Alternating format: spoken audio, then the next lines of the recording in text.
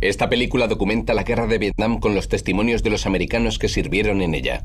Muestra vídeos caseros y excepcionales grabaciones de archivo recopiladas en todo el mundo y presentadas en alta definición. Algunas imágenes pueden herir la sensibilidad del espectador.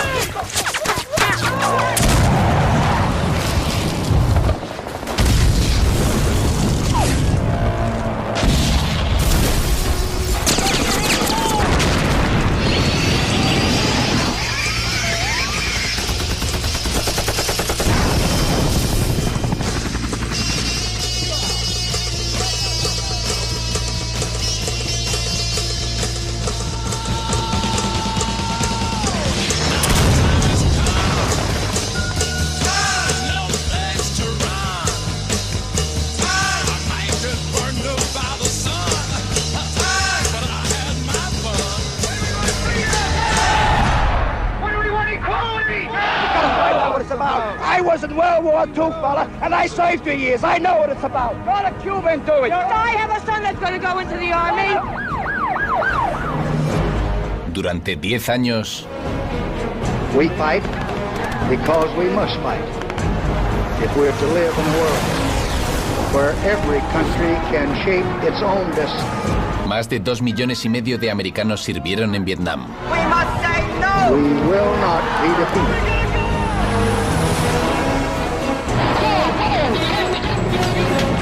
No es la guerra que conocemos, es la guerra que ellos vivieron.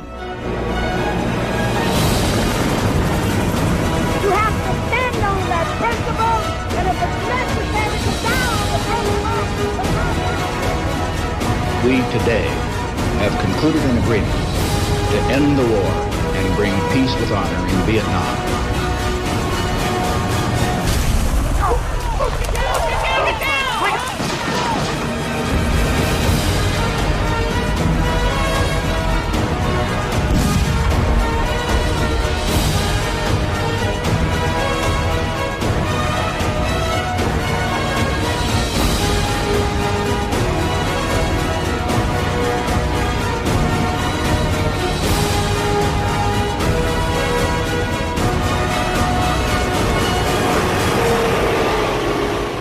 Vietnam, los archivos perdidos. But that is in the hands of others, and we must be prepared for a long Búsqueda y destrucción. conflict. 1966-1967.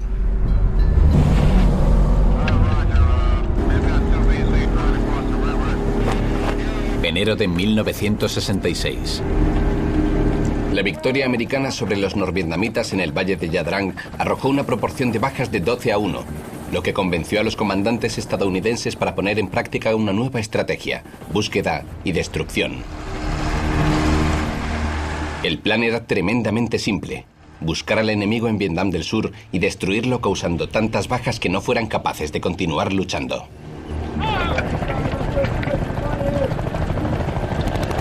Por primera vez en la historia militar moderna de Estados Unidos, las victorias no se iban a medir por el territorio conquistado, sino por el número de soldados abatidos.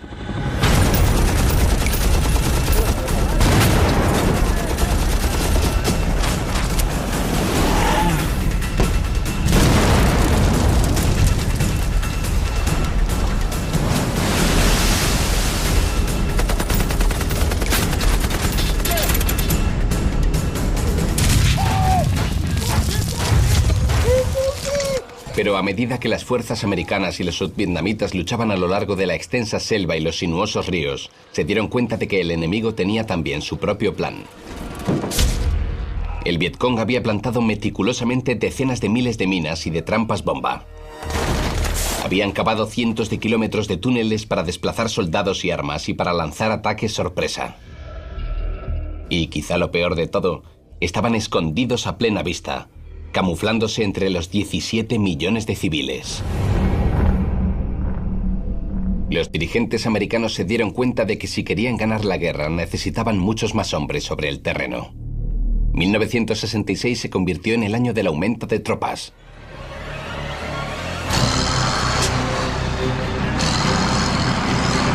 Enero del 66, 180.000 soldados americanos en Vietnam. Mayo del 66, 280.000 soldados.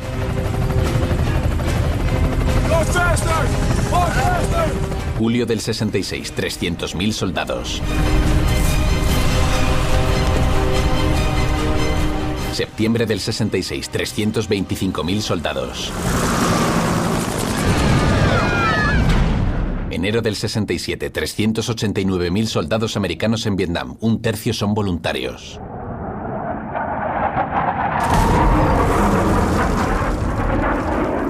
Cuando nos graduamos, uno de los oradores de la ceremonia de graduación citó al presidente Kennedy y dijo: no te preguntes qué puede hacer tu país por ti, pregúntate qué puedes hacer tú por tu país.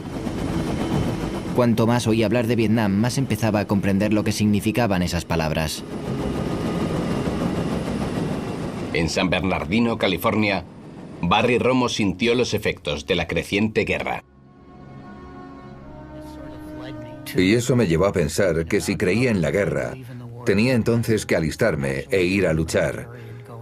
Comencé a poner mis principios en acción.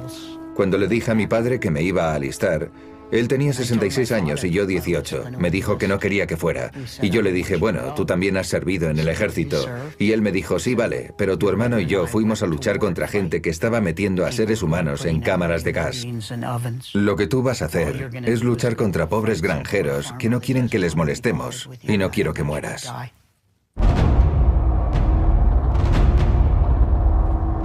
Mi padre no sabía de lo que estaba hablando. Estábamos en Vietnam para salvar a esos granjeros de los comunistas. De eso trataba esa guerra. Todo el mundo lo sabía y todo el mundo lo apoyaba.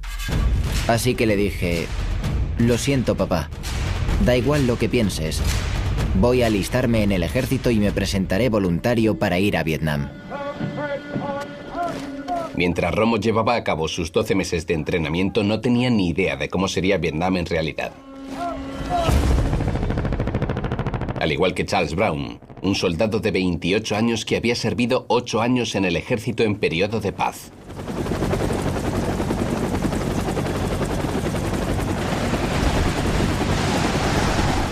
Meses atrás ni siquiera conocía a estos hombres.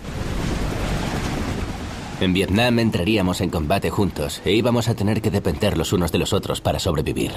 Provincia de Tay Ninh, mayo de 1967.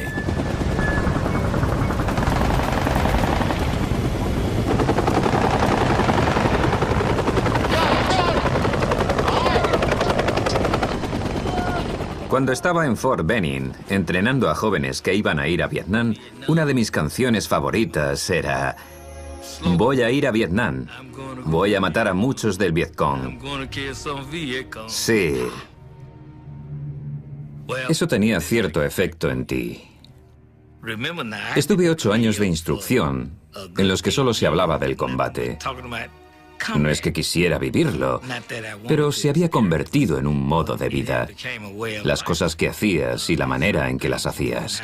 Entrar en combate era la única forma de poner todas esas cosas en práctica.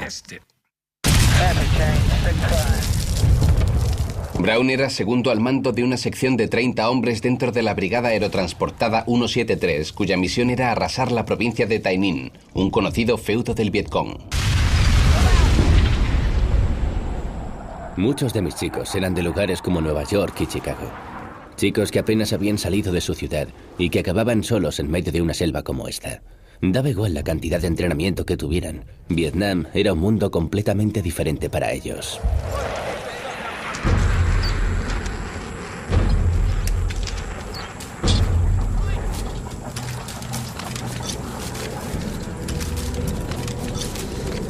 En verano las temperaturas durante el día alcanzaban los 38 grados y con un 100% de humedad era como estar en un baño turco las 24 horas del día, los 7 días de la semana.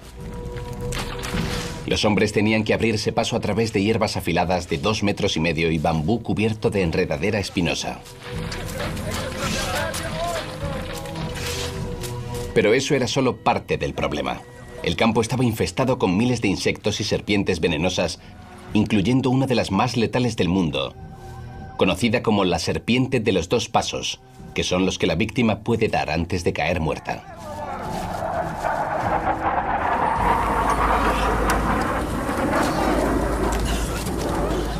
Brown y sus hombres tenían que atravesar ese peligroso territorio bajo la amenaza constante de emboscadas y bombas trampa, en busca del escurridizo Vietcong.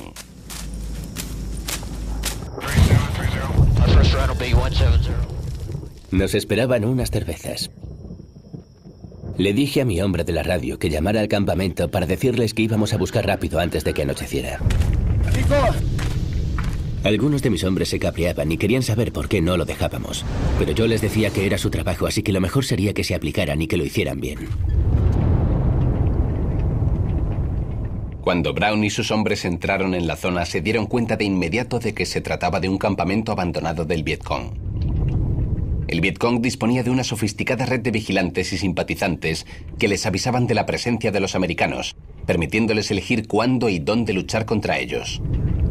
Lo único que podían hacer los americanos era destruir y esconder las armas y los suministros del enemigo que encontraban.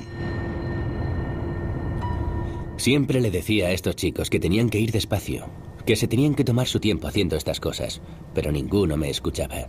Todo lo que querían era acabar rápido y volver al campamento. Había un chico que creía que llevaba tanto tiempo allí que ya sabía todo lo que había que saber.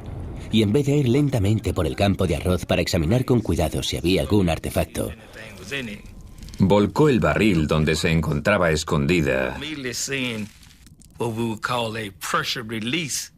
una bomba trampa.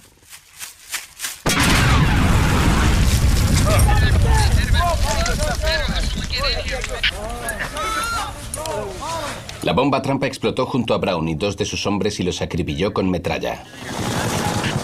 En pocos minutos, un helicóptero de evacuación médica estaba ya de camino para trasladarlos a uno de los 18 hospitales militares en Vietnam.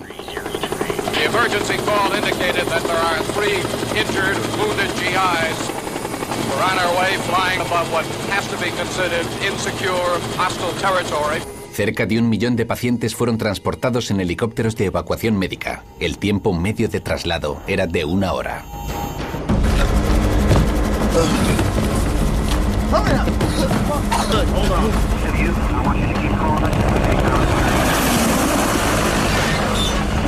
Okay, we've got our 3 wounded GIs on board. At least one of them is hit pretty bad. We took a little fire on the way out of this pickup area.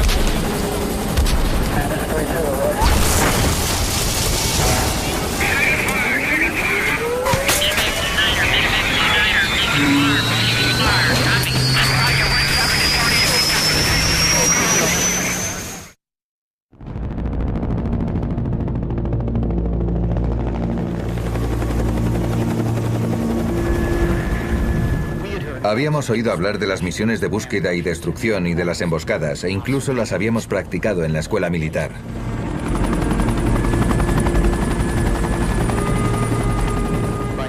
Pero la acción real es completamente diferente. No es como sale en las películas, en las que aparecen soldados en el campo de batalla y por la tarde vuelven al campamento a beber cerveza y a fumar hachís. Cuando salíamos a una misión, estábamos entre 30 y 40 días, 24 horas al día.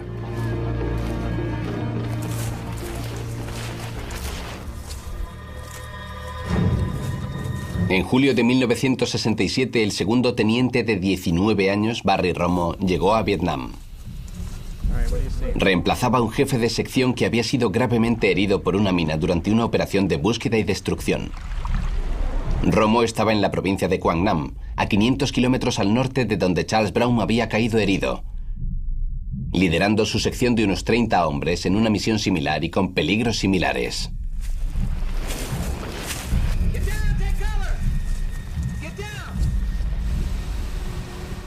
Lo que más inquietaba era el no saber.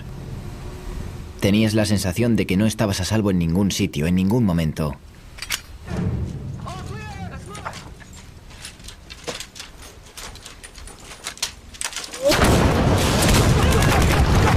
De repente, las balas y el fuego de mortero empezaron a llegar de todas partes.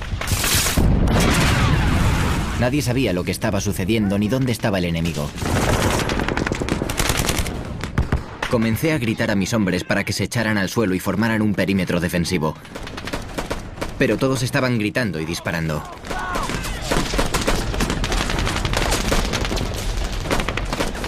Me di cuenta de que uno de mis pelotones estaba atrapado entre nosotros y el enemigo. Estaban en medio de un fuego cruzado y recibían balas de ambas direcciones. Tenía que hacer algo.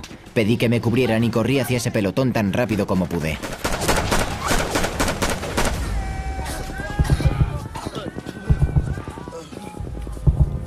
Estábamos todos heridos. Todos estaban gravemente heridos y 2 de mis hombres estaban muertos. Uno de mis hombres había salido despedido a 30 metros y sus entrañas estaban deshechas. Al ver eso tuve que sacarlos de allí antes de que murieran todos. El helicóptero de evacuación no quería aterrizar porque había demasiado fuego, pero cogí la radio y gritando les dije que no pensaba quedarme parado en medio de ese maldito lugar y que más les valía bajar y sacar de allí a mis hombres.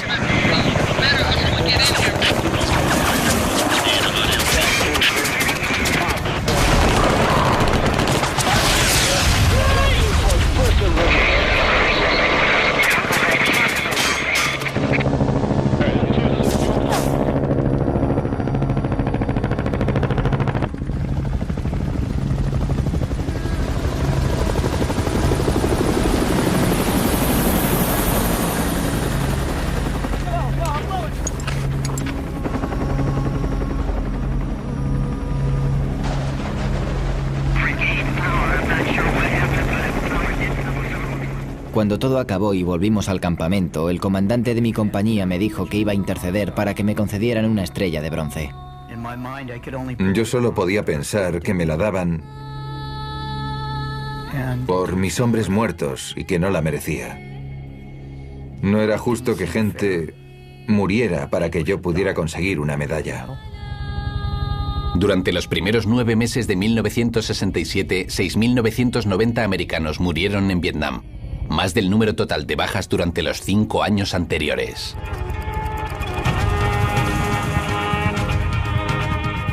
A medida que aumentaban las bajas americanas, el presidente Johnson le recordó al pueblo que la guerra no se trataba solo de detener la propagación del comunismo. Había una causa más importante por la que merecía la pena luchar en Vietnam.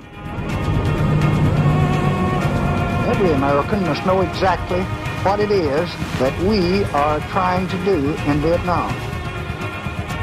Our greatest resource really in this conflict is your understanding.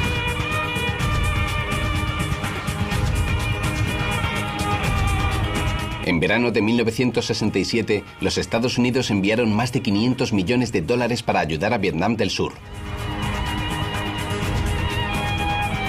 Más de 1,5 millones de niños fueron a las muchas escuelas nuevas. Y por primera vez, cientos de miles de civiles en condiciones de pobreza recibieron atención médica moderna. Is a goal that's worthy of the deeds of our brave men. The people of Asia do matter. And I pledge to all those that are counting on us, you can depend upon us. Because all Americans will do our part.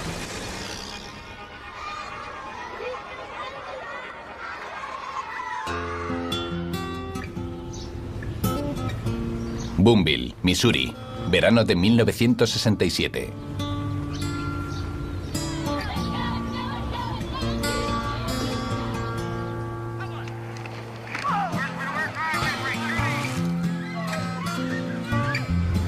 Películas caseras de los Purcell.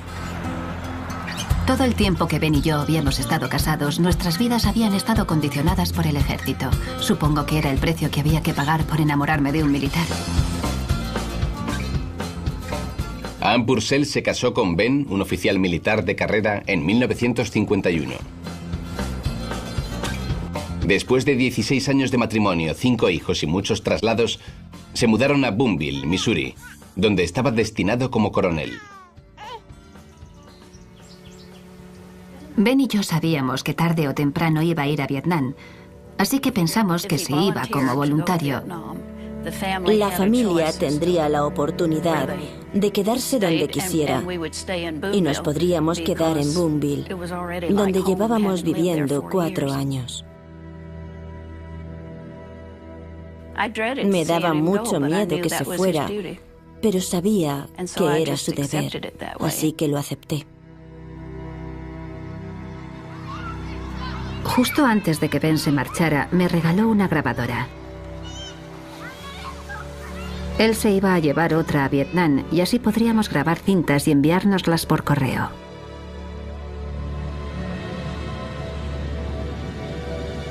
Cuando llegamos al aeropuerto, le di a Ben un beso de despedida y le dije que probara la grabadora nada más llegar para contarme que todo iba bien.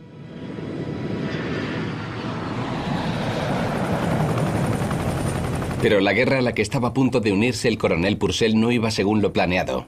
Aunque Estados Unidos estaba llevando a cabo muchas operaciones de búsqueda y destrucción, incluyendo barridas masivas que acababan con la vida de 30.000 soldados enemigos de una vez, el ejército norvietnamita y el Vietcong eran muy escurridizos y era muy difícil entrar en combate con ellos. Finalmente, a finales de octubre de 1967, el ejército americano localizó a 6.000 soldados norvietnamitas cerca de la base americana de Dak To, en la provincia de Kon Tum.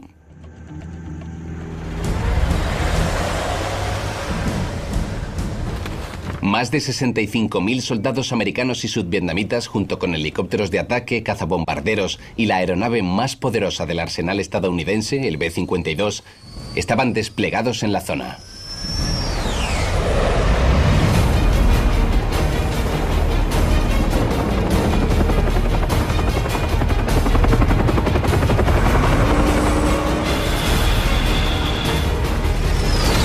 El 3 de noviembre de 1967, poco después del mediodía, el primer grupo de 3 B-52 se preparaba para descargar casi 6 toneladas de explosivos antes de que las tropas de tierra avanzaran. Es el enfrentamiento más grande desde el combate del Valle de Ia Drang.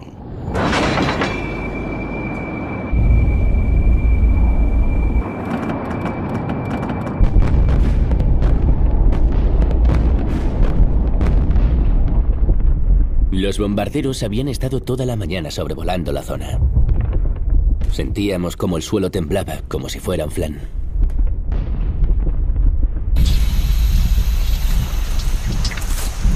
El sargento Charles Brown se había recuperado de sus heridas y estaba de vuelta con la brigada aerotransportada 173 para relevar a las unidades americanas que habían estado en combate en las inmediaciones de Dak To. A medida que nos acercamos, oímos los disparos. El sonido de los M-16 y los AK-47 en la jungla. El sonido de los árboles estallando. Los gritos de los soldados. Unos pasos por delante, la unidad de reconocimiento nos informó. Se habían metido en una emboscada y estaban atrapados a pocos metros de nosotros y solicitaban ayuda urgente. Teníamos que hacer algo rápidamente, antes de que los matasen a todos. El oficial al mando cogió la radio y les dijo que se tiraran al suelo y que se quedaran quietos. Entonces se volvió hacia mí y me ordenó que fuera con el resto de la sección a ver lo que pasaba. Sabiendo que nuestros compañeros estaban en el suelo, empezamos a disparar de la cintura para arriba, acribillando toda la zona.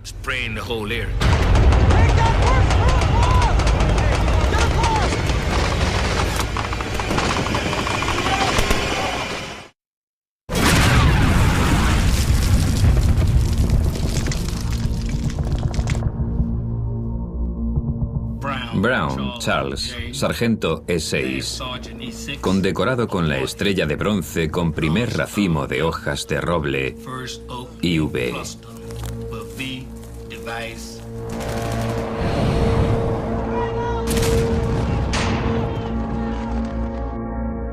¿Razón? Por su heroísmo en operaciones militares contra una fuerza armada enemiga.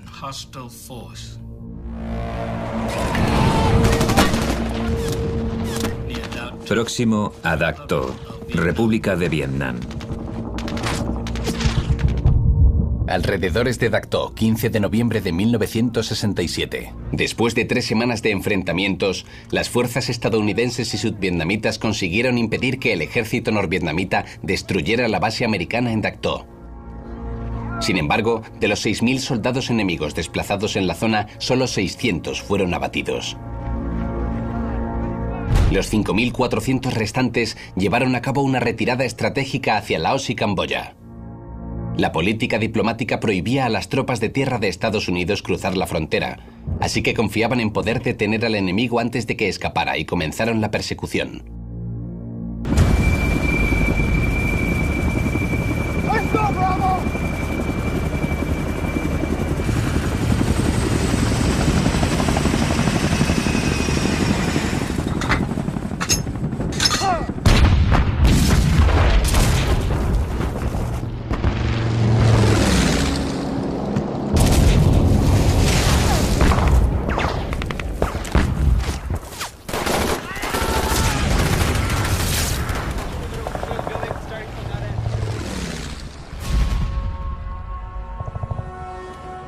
El 19 de noviembre de 1967, soldados americanos localizaron a 2.000 soldados del ejército norvietnamita en una colina de 875 metros conocida como Colina 875, a solo 6 kilómetros de Camboya. Se les ordenó de inmediato tomar la colina.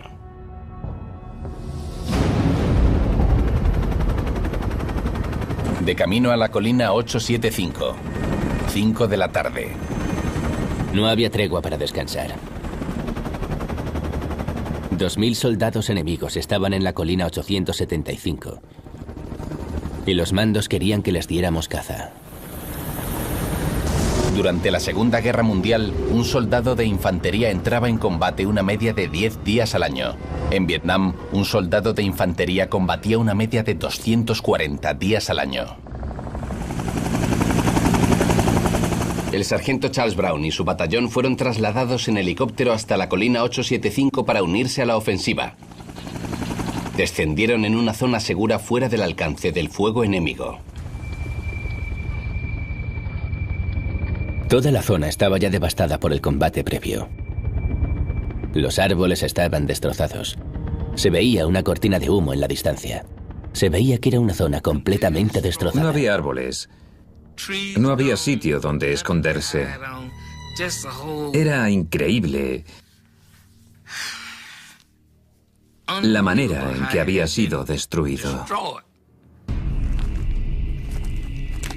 A medida que Brown y sus hombres intentaban llegar a las unidades americanas ya desplazadas en la zona, no se imaginaban el horror que les esperaba más adelante. El ejército norvietnamita había transformado la colina 875 en un bastión fuertemente fortificado, rodeado de búnkeres y de vías de escape cuidadosamente planificadas. Los americanos se dirigían hacia una trampa mortal.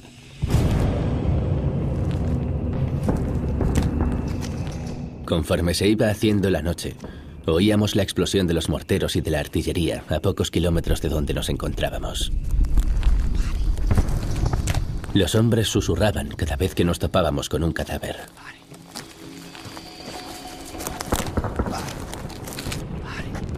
Más adelante, todo lo que decíamos era: otro cuerpo, otro, otro. 480 kilómetros al norte de Tam Kỳ.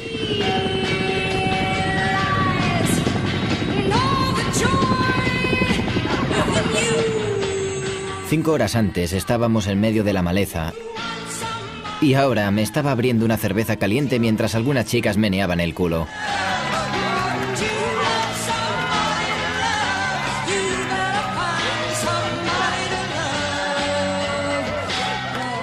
...480 kilómetros al norte, el segundo teniente Barry Romo y su sección disfrutaron de 2 días de descanso después de estar 30 días seguidos en misión de búsqueda y destrucción. Supongo que esta es una de las cosas descabelladas de Vietnam. En un momento estabas ahí fuera, preocupado por las minas y las bombas trampa. Y al minuto siguiente, te trasladaban a una zona segura donde te quitaban las armas y las granadas de mano. Y te soltaban como en las playas de Apocalipsis Now, donde nos hacían una gran barbacoa y nos daban toneladas de alcohol.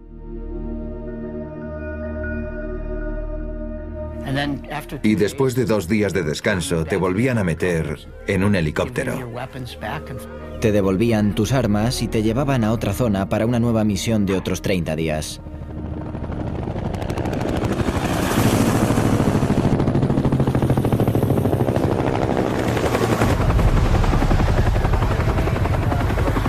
Era tan raro. Todo lo que sabíamos era que no teníamos ni idea de lo que pasaría después.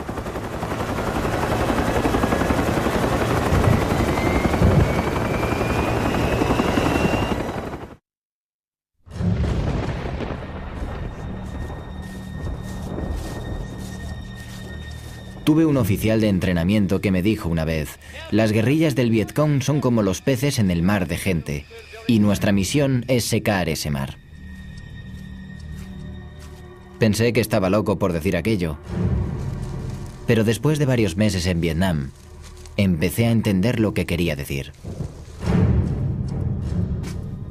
El segundo teniente Barry Romo estaba de vuelta a la acción buscando en un pueblo sudvietnamita.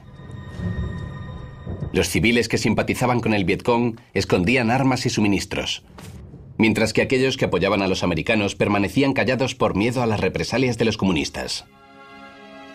Los americanos no sabían quiénes eran sus amigos y quiénes sus enemigos, y ponían a los aldeanos en una posición difícil. Nos dijeron que el Vietcong amenazaba con matar a esa gente si no les ayudaban. Así que en realidad supongo que no era culpa suya. Pero al mismo tiempo, cuando encontrabas un montón de AK-47s escondidos en el gallinero de algún aldeano, no podías evitar pensar que eran la razón por la que tus compañeros estaban muertos. Se suponía que estábamos allí para ayudar a esa gente, pero parecía que a ellos les importaba un bledo ayudarnos a nosotros. Jamás un vietnamita nos dijo: no vayáis por ese camino porque hay minas. O no vayáis a esa zona porque los norvietnamitas os tenderán una emboscada. Te impacientabas y tu moral se venía abajo. Después de un tiempo, la gente empezó a culpar a los vietnamitas por nuestros muertos, a todos los vietnamitas. Había una deshumanización de la gente a la que se suponía que estábamos ayudando.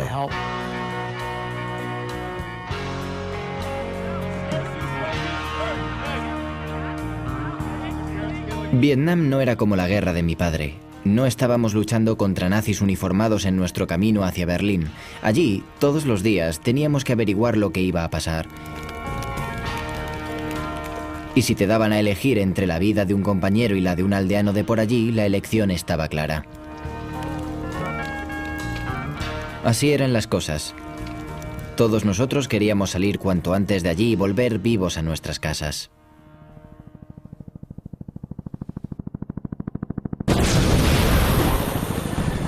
Colina 875, tercer día de batalla.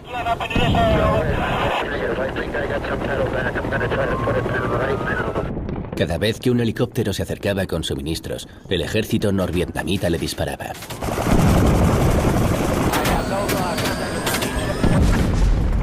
Ya nos habían abatido 2.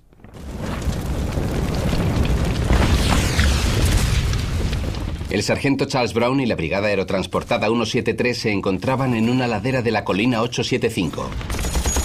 En las últimas 48 horas, las fuerzas americanas y sudvietnamitas habían intentado tomar la colina. Por ahora, su esfuerzo solo les había valido un número de muertos y heridos cada vez mayor.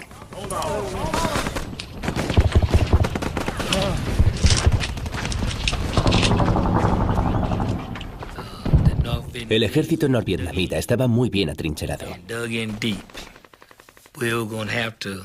Teníamos que quemarlos.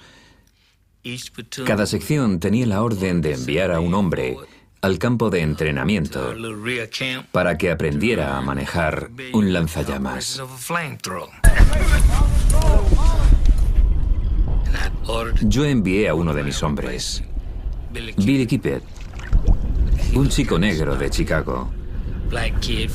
Y le dije que se familiarizara con el lanzallamas.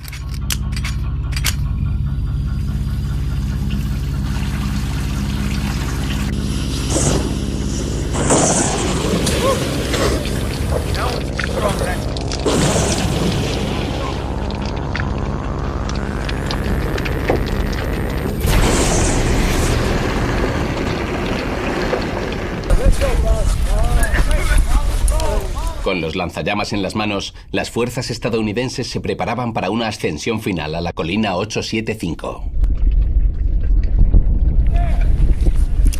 Ordené a mis hombres que se pusieran en posición. De repente, empezamos a recibir desde arriba el fuego de misiles y de morteros. Los hombres comenzaron a gritar y a disparar. El humo empezó a obstruirme los pulmones y el sonido del fuego de las armas inundaba toda la zona. Billy llevaba el lanzallamas encima mientras subíamos la colina. Cuando empezó el fuego, un trozo de metralla impactó en el depósito y la explosión mató a Billy.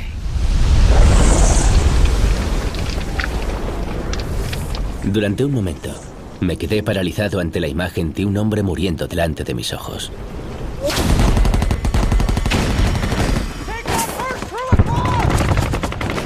Pero las balas seguían silbando a mi alrededor sin parar, y me pusieron las pilas de nuevo.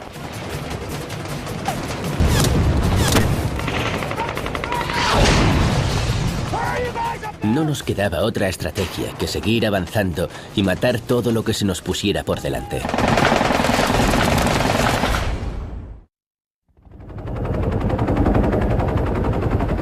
Colina 875, quinto día de batalla.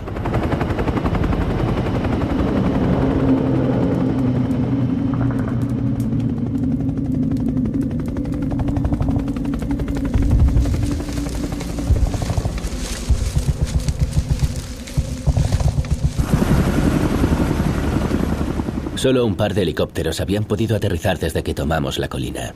Y todo lo que habían traído fueron las necesidades esenciales: munición, agua, comida y bolsas para los cadáveres. Muchas bolsas. El 23 de noviembre de 1967, después de 5 días de un angustioso combate cuerpo a cuerpo, las fuerzas norteamericanas, incluyendo la tropa del sargento Charles Brown, tomaron por fin la colina 875. 115 soldados americanos perdieron la vida y otros 253 resultaron heridos. Sumadas a las bajas de las 3 semanas anteriores, la Brigada 173 del sargento Brown había perdido cerca de 1/5 parte de sus efectivos. Los médicos se abrían paso entre los heridos, a los que atendían con tragos de agua e inyecciones de morfina. Eran de admirar. Algunos de estos muchachos no tenían más de 18 o 19 años, pero habían luchado mejor y con más fuerza de lo que podía imaginar. Habían luchado como los auténticos soldados profesionales y bien disciplinados que eran. Tal y como yo, los había entrenado. A pesar de su victoria al tomar valientemente la colina, los soldados americanos fueron incapaces de alcanzar el objetivo principal: matar a todos los soldados enemigos en la provincia de Kontum. Vietnamitas localizados se calcula que solo fueron abatidos 1000. El resto escapó a Laos y a Camboya la noche antes del último asalto. 6 días después de semejante derramamiento de sangre, las fuerzas americanas abandonaron la colina 875. En la estrategia de búsqueda y destrucción, la victoria se medía por el número de bajas enemigas, no por el territorio tomado. La colina 875 ya no tenía ningún valor.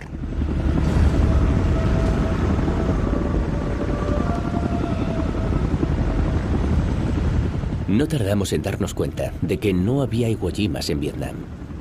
No teníamos que plantar nuestra bandera y declarar la victoria. Pero sabíamos que habíamos hecho lo que nos habían ordenado.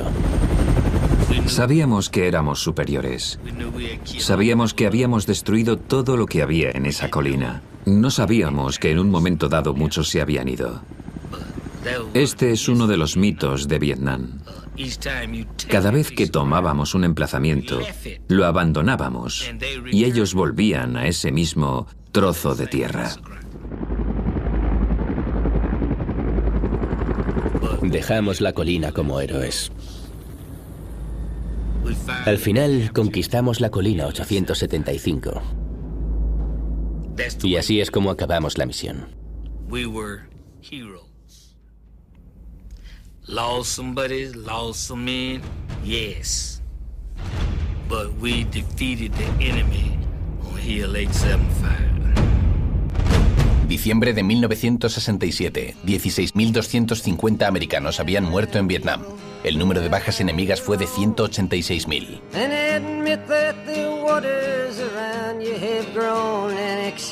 Con solo los escalofriantes datos de las bajas, al público americano le costaba ver que había un progreso en Vietnam.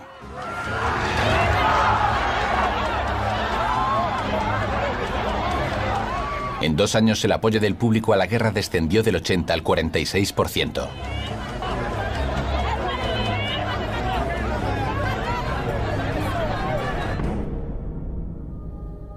Con casi 500.000 de soldados en Vietnam, el presidente Johnson y sus generales estaban convencidos de que lo peor ya había pasado. Lanzaron una campaña masiva para recuperar el apoyo del pueblo americano y demostrar que la victoria final estaba a punto de llegar. Siempre que el público americano no se rindiera en la recta final. General William Westmoreland. The number of weapons being captured, and other statistical information which suggests that we are making progress and we are winning. Today I can tell you that military progress. Secretario de Defensa Robert McNamara.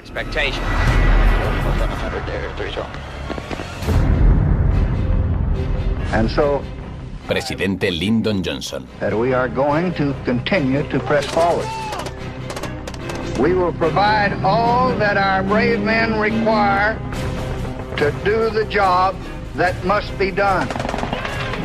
Let the world know that the keepers of peace will endure through every trial, and that with the full backing of their countrymen, they are going to prevail.